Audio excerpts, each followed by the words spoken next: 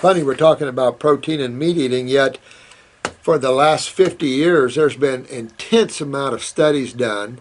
And last year was a 30-year study linking these meat diets to colon cancer. So interesting how we talk about those things, but then when we start looking at the studies, we see something totally different. So I put it this way. I think if a person wants a little meat in their life where they have some meat once a week or twice a week after you come off of detox, that'd be plenty. But then again, not eating meat is even better. So I don't know. I don't know. Whatever you guys want that way. If a person has non-working ovaries, maybe ovaries that just didn't develop properly, what can be done to help them develop correctly? Female. N-A-N-N-E-T-T. Nanette. Well, sweetheart, I would go definitely. Now this is where stem cell or ovarian glandular tissue would be very instrumental in helping a condition like this.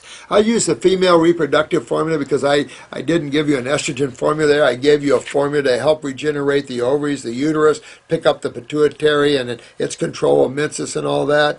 But that's a very good formula for that. And ovarian glandular would be the cat's meow definitely for something like this, to help wake up those ovaries and get them thinking again. You must be young, because if you were over 50 or 60, you wouldn't care about them. So it must be a young woman here.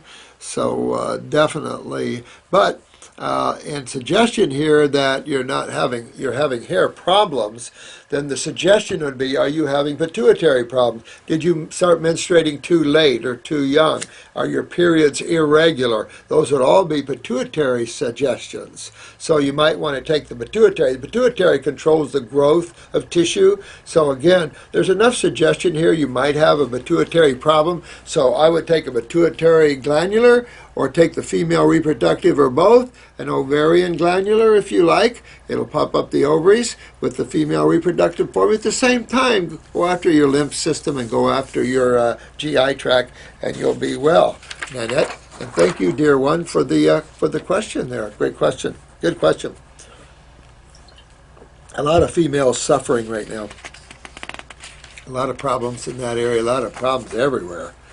But again, look at the diet man's been living on for the past decades, and we're in real time. So you look back, you'll see we're a culmination of the past, and we need to start a new and bright future. So I think all the concepts of Neanderthals and primitive man, and remember, we associate primitive man with northern clients as opposed to tropical clients for climate. So for some reason, we lose, when we think of man in the past, we lose tropical consciousness, and we shouldn't.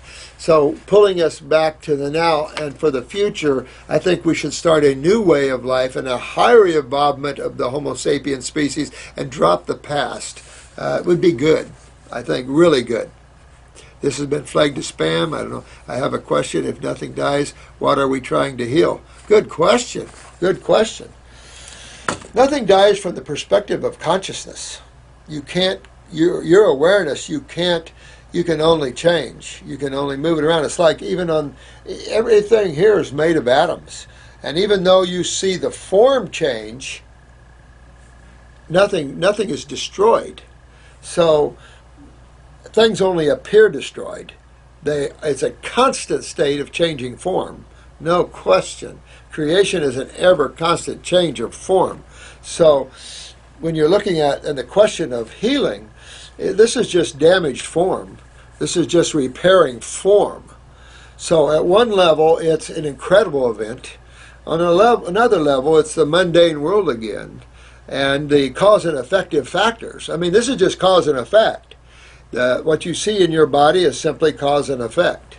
So you have to ask yourself what caused this horrible effect when you're in pain or swelling or whatever. And that's what our dissertation is all about here. But in terms of nothing dies, nothing does.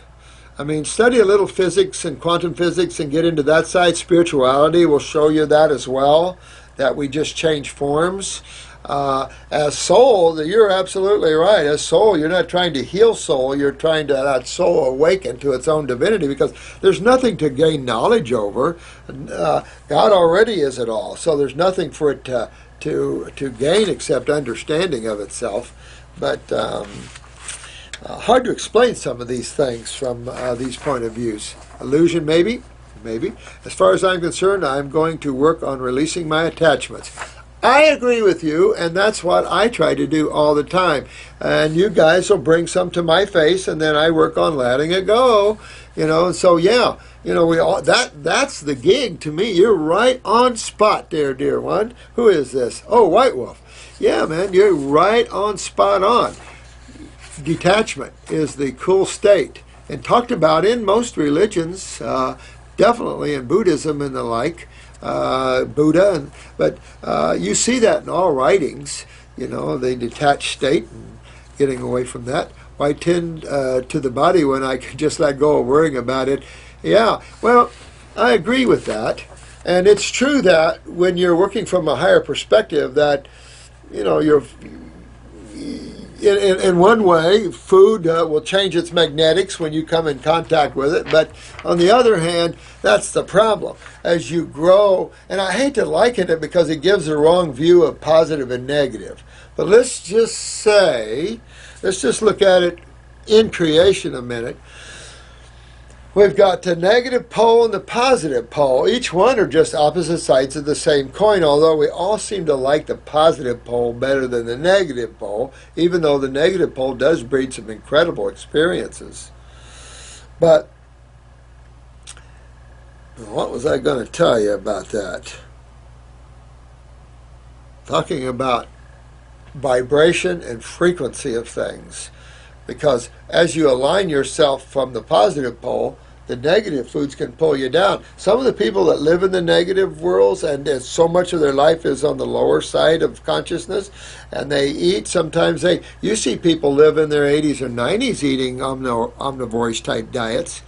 Not well, maybe, but they sure get up there. Now, you're not going to see so much of that anymore because of the genetics. So there's a certain amount unawareness that you might say get you by, but in the long run, most people fall to vibration and frequency of food versus their cells and their fluids.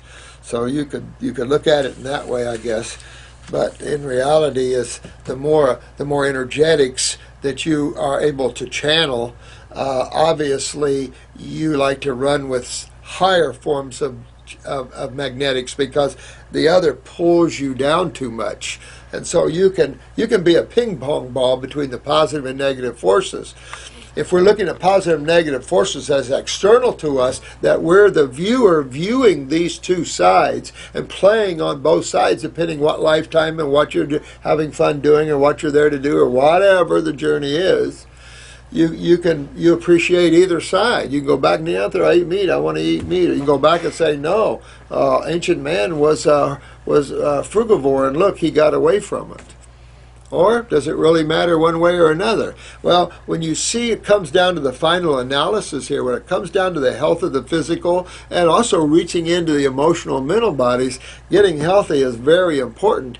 Talking to someone been in pain for 6 years has a different point of view on it, And so it's good to get the physical body healthy, but I think if we keep it simplistic, and we realize that we eat raw foods, and that fruits and berries and melons, we eat more of those than salads, I think we're good. And we detox and we dig in and we do all that, but at the same time we learn detachment. We learn to merge and become that which is. And there's no definition to that. You can only just do it, just be it. There's no guide, there's no words. That's what makes it so hard for some people that are used to using the mind to drive them. Now, instead of consciousness to drive them, awareness. And it's a big difference between the two, yet very subtle and very hard to achieve. So it's interesting. But I like what you're saying. Why tend to the body? I agree, nothing dies. And to add to that, suffering is just energy. Nothing's damaged or lost, just an experience gained. Right on, White Wolf. This is just the thing. This is just what I'm saying, my brother. It's all perspective, and it's one level. So At one level, we get the physical body healthy. We follow the rules of creation at that level. And the rules are chemistry and physics as far as we know and how that works. But then there's us. And who are we and where do we really come from and who are we really and all those really interesting questions. This is Indan 3. Dr. Morse, I sincerely apologize for my comment mentioned in your Gland, your Part 1 video. I'm understood if you never want to address it. No, don't worry about it, bro. Life in the past.